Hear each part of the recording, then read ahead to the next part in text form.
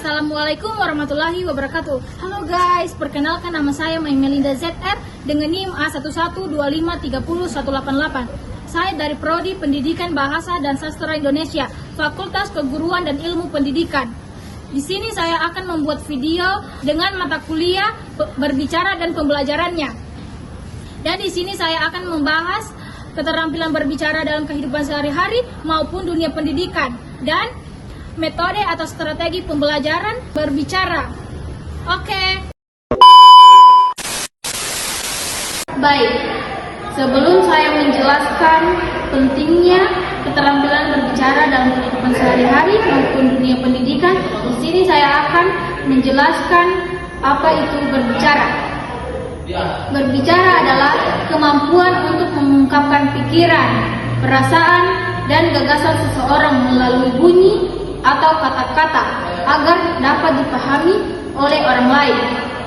Berbicara merupakan proses komunikasi verbal yang bersifat interaktif, membutuhkan setidaknya dua orang dan menggunakan bahasa sebagai alat penyampaian. Dalam berbicara, seseorang tidak hanya melafalkan pesan, tetapi dapat diterima dengan baik oleh pendengar. Keterampilan berbicara sangat penting karena membantu kita berkomunikasi efektif dan membangun hubungan sosial dengan orang lain. Di sini saya menjelaskan pentingnya keterampilan berbicara dalam kehidupan sehari-hari maupun dunia pendidikan. Keterampilan berbicara adalah salah satu kemampuan dasar yang sangat penting dalam kehidupan sehari-hari dan dunia pendidikan. Berbicara bukan sekedar mengucapkan kata-kata, tetapi merupakan proses penyampaian gagasan, pikiran, perasaan, dan informasi secara lisan kepada orang lain, dengan tujuan agar pesan tersebut dapat dipahami dengan jelas dan efektif. Keterampilan ini mencakup kemampuan menggunakan bahasa secara tepat, jelas, teratur, dan menyesuaikan gaya berbicara dengan situasi audiens, sehingga komunikasi berjalan lancar dan bermakna. Dalam kehidupan sehari-hari, keterampilan berbicara sangat vital karena komunikasi adalah kunci utama dalam membangun hubungan sosial dan menjalin interaksi antar individu.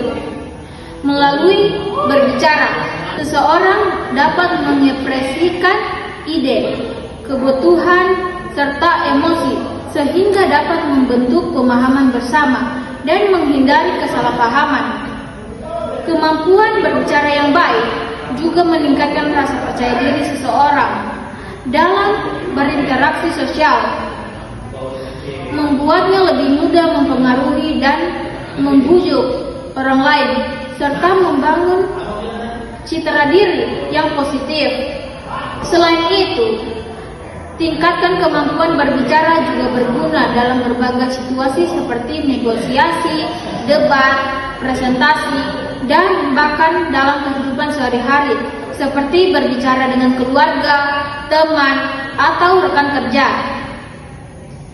Dalam konteks pendidikan, keterampilan berbicara menjadi salah satu aspek penting yang harus dikembangkan oleh siswa dan guru.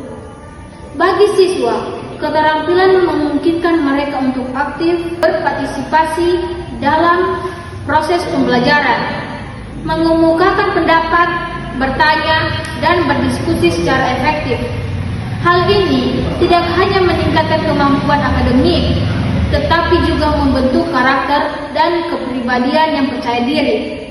Bagi guru, keterampilan berbicara yang baik sangat penting untuk menyampaikan materi pelajaran dengan cara yang menarik, jelas, dan mudah dipahami oleh siswa. Keterampilan ini juga membantu guru untuk membangun interaksi yang komunikatif dan mendukung suasana belajar yang kondusif.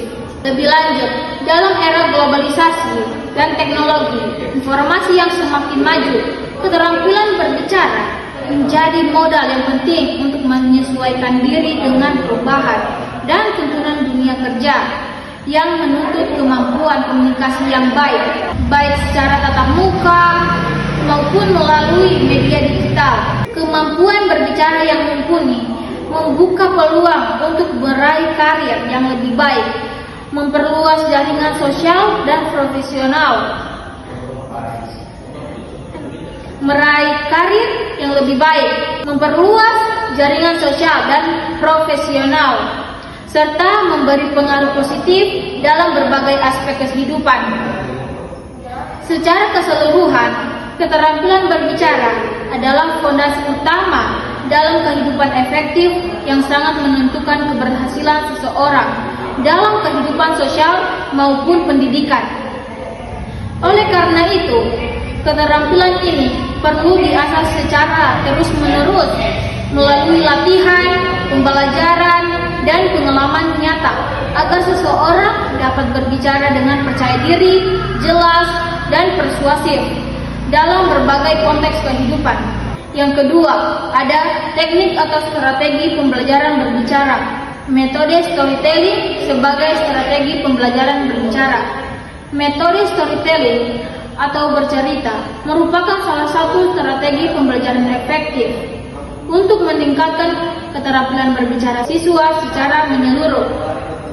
Metode ini tidak hanya mengajarkan bahasa lisan, tetapi juga membangun kemampuan siswa untuk menyusun cerita secara runtut dan menarik, yang melibatkan kreativitas, imajinasi, dan kemampuan komunikasi verbal yang baik. Dalam pelaksanaannya, pembelajaran dengan metode storytelling biasanya dilakukan melalui 3 tahapan utama.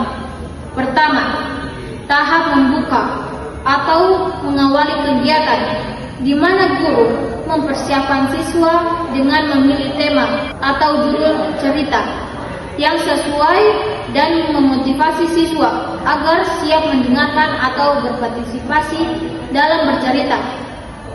Guru juga bisa menggunakan media pendukung untuk menarik perhatian dan membuat suasana belajar menjadi menyenangkan. Kedua, tahap saat bercerita, di mana siswa atau guru secara bergantian menyampaikan cerita dengan ekspresi, intonasi, dan bahasa tubuh yang sesuai, supaya pesan cerita tersampaikan dengan jelas dan menarik. Pada tahap ini, siswa ditantang untuk menggunakan kosakata yang tepat dan mengembangkan gagasan cerita secara logis serta komunikatif. Ketiga, tahap menutup cerita dan evaluasi, yaitu saat guru melakukan refleksi dengan memberikan pertanyaan, umpan balik, dan evaluasi terhadap proses dan hasil bercerita siswa. Hal ini penting untuk menilai peningkatan kemampuan berbicara, sekaligus memberikan kesempatan untuk memperbaiki dan menguatkan aspek-aspek komunikasi lisan. Berdasarkan penelitian, penerapan metode storytelling terbukti dapat meningkatkan keterampilan berbicara siswa secara signifikan. Misalnya, nilai keterampilan berbicara siswa pada siklus pertama meningkat dari rata-rata 71 menjadi 80,4 pada siklus kedua, dengan tingkat ketuntasan yang naik dari 60,9% menjadi 87%. Peningkatan sebesar 26,1% ini menunjukkan efektivitas metode storytelling dalam konteks pembelajaran di sekolah dasar. Lebih jauh, metode ini juga menumbuhkan minat baca, meningkatkan keberanian siswa untuk berbicara di depan umum, dan membangun kedekatan emosional antara guru dan siswa. Oleh karena itu, storytelling sangat cocok diterapkan sebagai strategi pembelajaran berbicara yang menyenangkan, komunikatif, dan mampu menciptakan pelajaran yang kondusif. Baik, itulah materi yang bisa saya jelaskan. Mohon maaf bila ada salah kata. Saya ucapkan terima kasih. Assalamualaikum warahmatullahi wabarakatuh. Bye-bye.